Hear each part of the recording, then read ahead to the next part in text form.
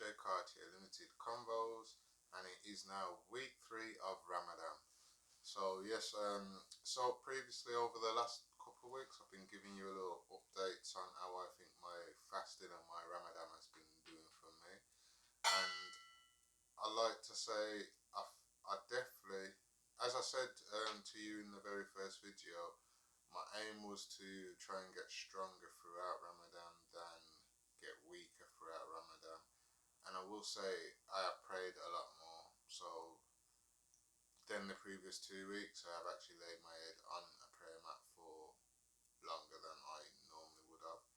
Um, I've actually read a bit more, and in reading, I feel like little things of my understanding and my teachings already previously do come back to me.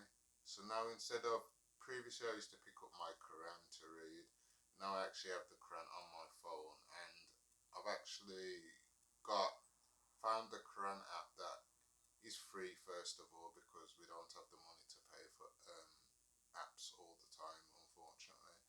So it's free, and also it allows me to choose the translation that is more understood by me.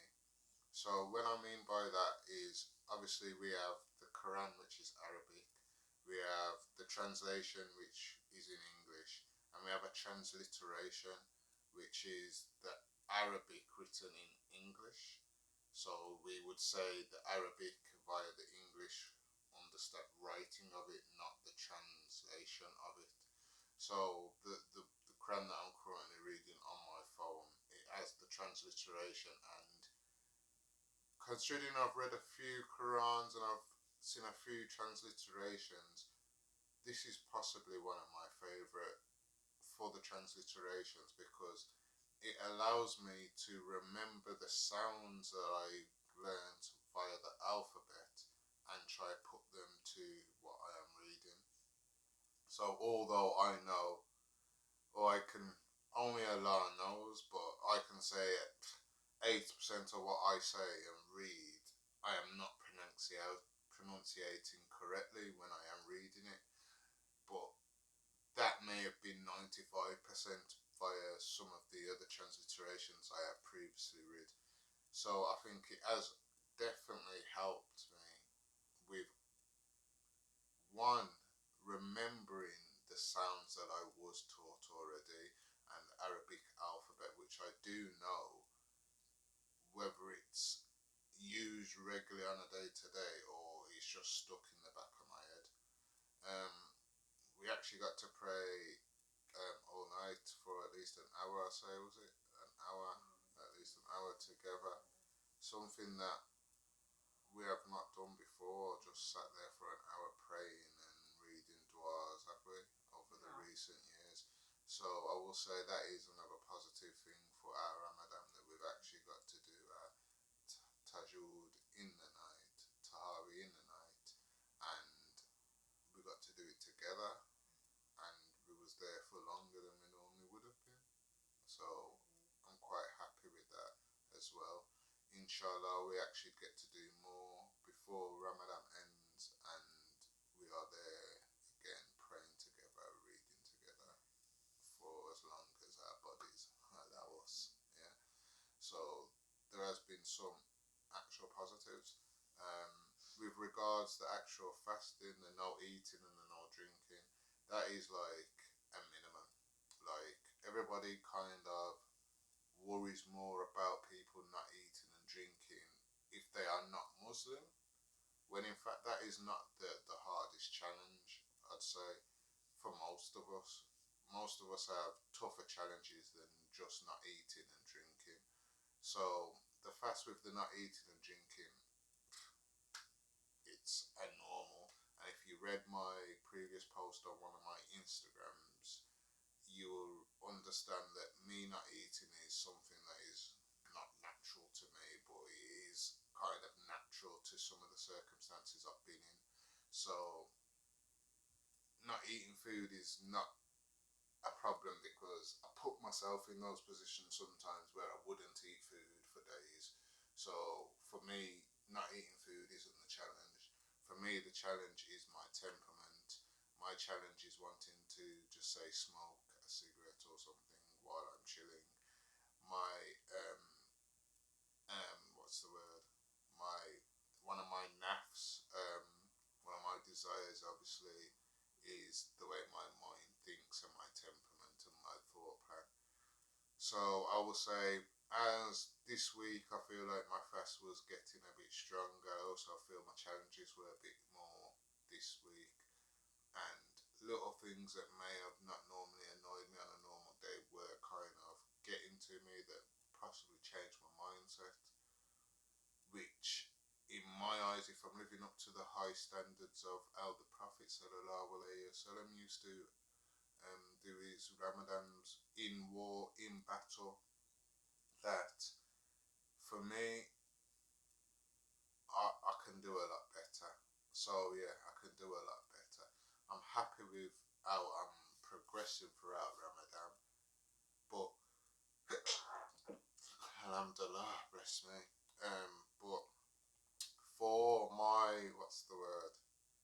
My high expectations to how my fast has been, can be, and should be, I'll say I'm quite happy because I've progressed in this Ramadan, but I'm still not at the, the, the, the place to say that my fasts are wholeheartedly at the level that I am happy with, for me to say I am happy with. So yeah, I hope that has been a bit of an understanding of the previous week. I hope you get to see like where I have progressed as an individual, and where I'm still aware of some of my mistakes and some of my downfalls, which for me, Ramadan is all about getting to understand yourself, where you can grow, where you don't grow, your weaknesses, your strengths, and highlight them to the max so you're able to change these after Ramadan. So yeah, I hope you get to like and understand the growth and the challenges, and understand this is Ramadan for us. And yes, this time next week, inshallah, we make it. Inshallah, it arrives. Should be Eid. I will do a quick Eid video with just giving celebrations to Eid and do a look back on my entire Ramadan, because Ramadan comes and Ramadan goes. So it seems like it was just yesterday we started, and it seems like tomorrow we're already finishing. So I will not explain, I will go through some of my blessings throughout this month, and just look back at this special month, to be extremely honest. And inshallah, I will have a lot more Islamic talks in the future, but it's all about Ramadan now. So Ramadan Kareem to all the brothers fasting around the world. May Allah help you. And I did actually remember the dua, I think.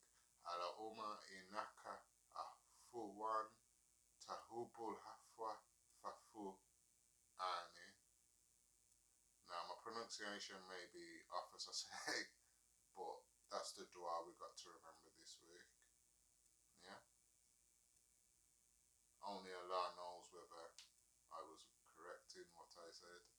Allahumma inaka afuwan tahubul afwa fafu ani. Yeah? I'm looking at you, but only Allah knows if my pronunciation will get better. And inshallah it will. And that is another thing I can say. I have learnt another dua that is now stuck in my head, that should, to be perfectly honest, stuck in my head from ages ago. But as we say, some things we learn in our deen alone, some things we actually need a partner to help us learn these things. And I'm not saying that you did help me learn it, but you did, because you are with me and you give me the strength to believe that I can learn these things again and be that teacher again to myself. So, although I learned that on my own, it's also because of you as well, because I could have learned this before.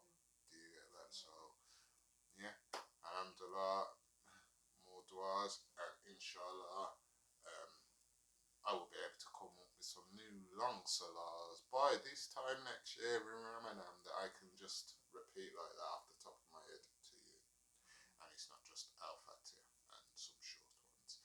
So thank you for joining me today on this quick and short Ramadan week 3 breakdown. And I hope everybody's fast is going as easy as possible. I hope everybody's fast, everybody gets the most out of their fast that are fasting.